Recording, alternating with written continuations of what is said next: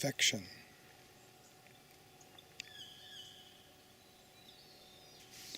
Acorns are hanging on to our swamp white oak.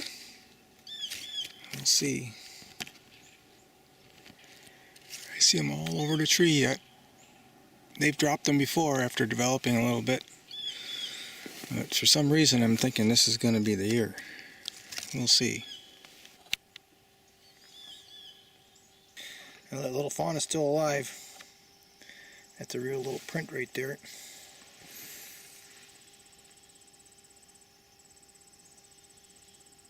I'm going to cut a walking path to a new stand that I'm building. And what I want to do is, there's a south, well, this is more like northeast, southwest, sort of an angle, more south-southwest. And on south or southeast winds, I want to hunt the stand, but I'm going to be hunting the next lot where I'm going to be cutting down goldenrod and canary grass. And in October and November, that'll be green and the deer will be eating on it. There's a pretty good established path already, about 25 yards towards the lot from the stand that I'm building.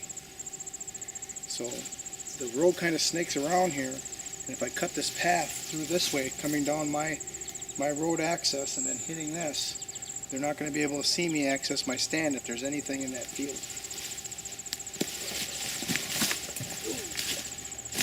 Be careful you don't fall.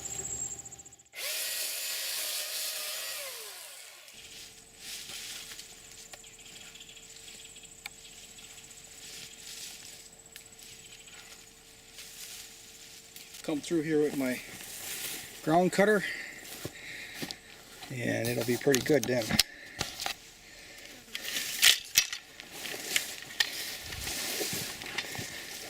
So what I'll do is I'll only hunt this on those winds after a major cold front comes through that dumps rain. So walking through here, all this will be real silent.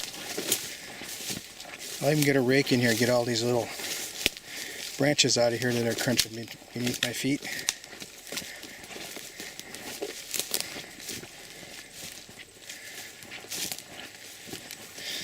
And I'm going to block this path off when I'm finished so that the deer don't get used to using it. And then in October or sometime in September, probably the middle of September, I'll unblock it. You can see I've already got my stand, some ladder sections in here already. This is an old ladder stand that I had here, but it's very noisy. So that's coming out of here. I'll probably sell it. And then this is the tree I'm going to put a stand on. So I got lots of clearing to do on that too yet. I'll get back to you. And now the rail fence becomes firewood. This is the end of the rail fence experiment back here. And what I did was I just made this rather large rail fence. I don't know, I think it was 3 or 4 high. And then I used it as an anchor to attach 3 by 2 inch wire fence to keep the deer out. And it worked. And even after I took the wire fence down, the deer were kind of trained. They wouldn't walk over the rail fence. So now we're going to just cut it. We're not going to plant anything. But the idea here can go forward with a tree planting system. You know, you get like 12-foot long poles or split rails. You just make a 5-sided square with it and get a 50-foot welded wire fence and attach it to the inside, and you can plant trees in it. So you can have like a succession of trees. You can have some bushes there, nitrogen fixers, and then trees that after time will eat everything else that you plant in there, except for maybe a few understory plants, trees. So these are like erect it and forget it sort of things. Unless there's a drought, then you got to water your trees, of course, for a while. But I think depending on the weather, successional weather, you know, that probably within between 5 and 10 years, you'll be able to take that fence down because it'll be established, and then plant something, bring it somewhere else and plant something else. I think that welded wire, if you take care of it, it'll last 2 or 3 decades. And if you run out of places to plant, then you can use the split rails for firewood.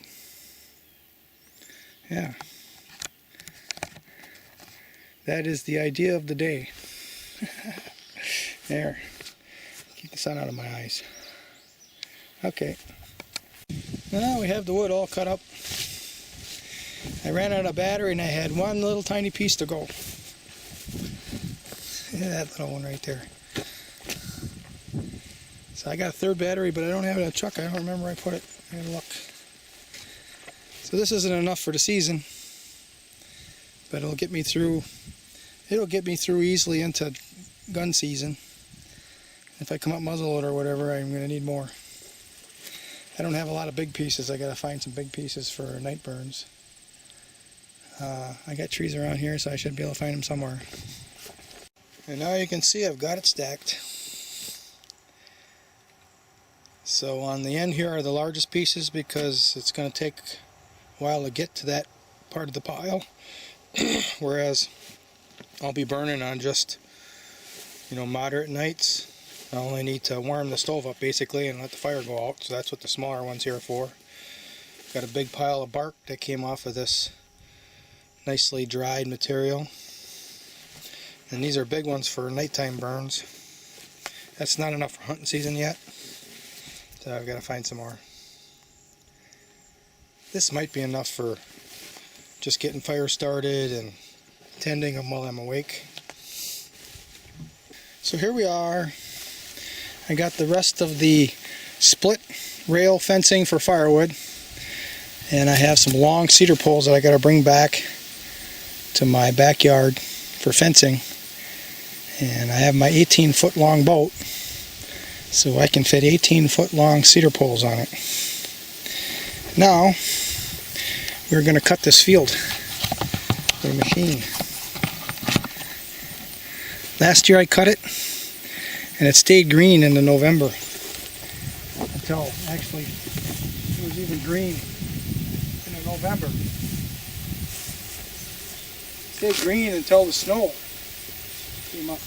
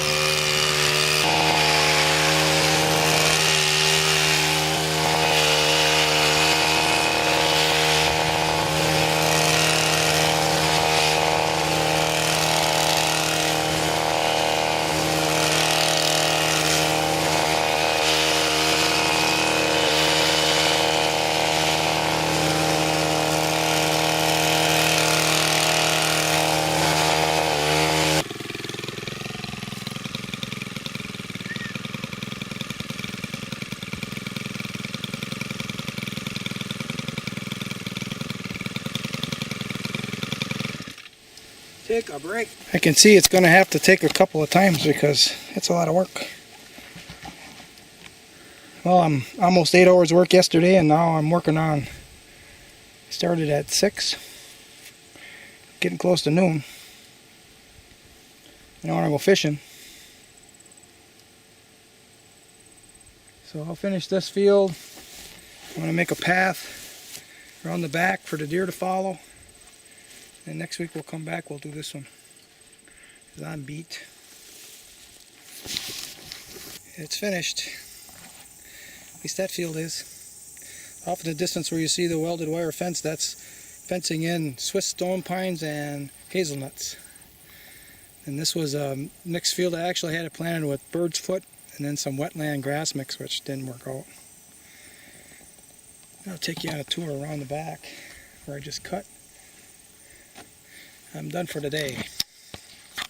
I gotta do a little bit cutting up by the cabin, so I guess I'm not quite done yet. But so I imagine the larger bucks, they aren't going to come out here into the open. I cut this path here right on the edge. You can see I cut it right here.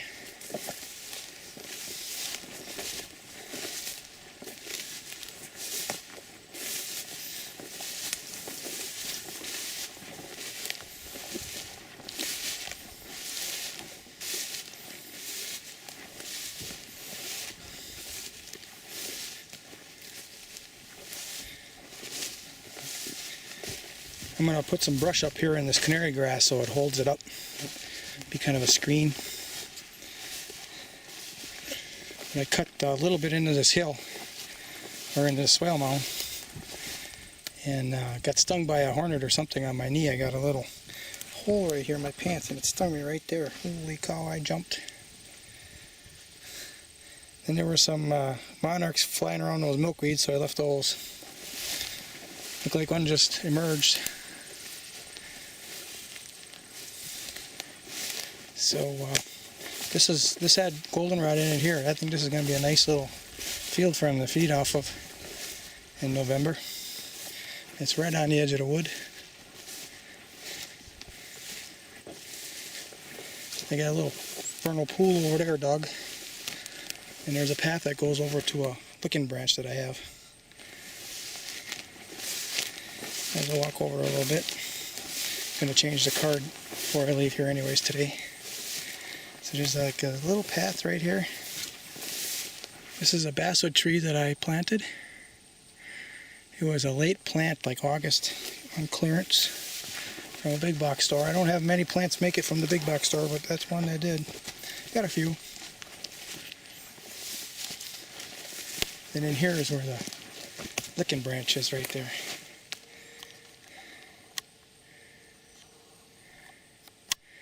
So I can imagine a big buck coming through here. He's not going to just jump out into the open field. He's going to take this little path here. You can still see all around him. And he might stop in this little field here to get a bite to eat. And off he goes looking for the doe. That's my imagination working overtime. I got a stand I'm going to put over there. Actually, I'm going to put a number of them in. So there's you can see the maple tree right there, hidden in there. I'm going to put one in there. That'll be a rifle stand. And then behind that, into the lane a little bit, I'm going to put in a bow stand. And eventually I'm going to make a deer blind on top of the bear-proof apiary, which is right there.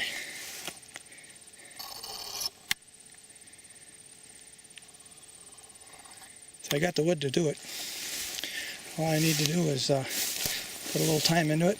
And I got a bunch of other projects I want to do first. So maybe this winter, maybe next year, we'll see.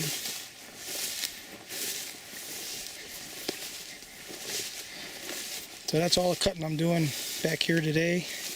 Next week I'll do another round. There's my wood. I didn't have enough to get close to the window this time. I don't go beyond that box anymore. I learned the hard way. You throw a log in there when it's over the window, and then you break the window. Actually, I learned that twice.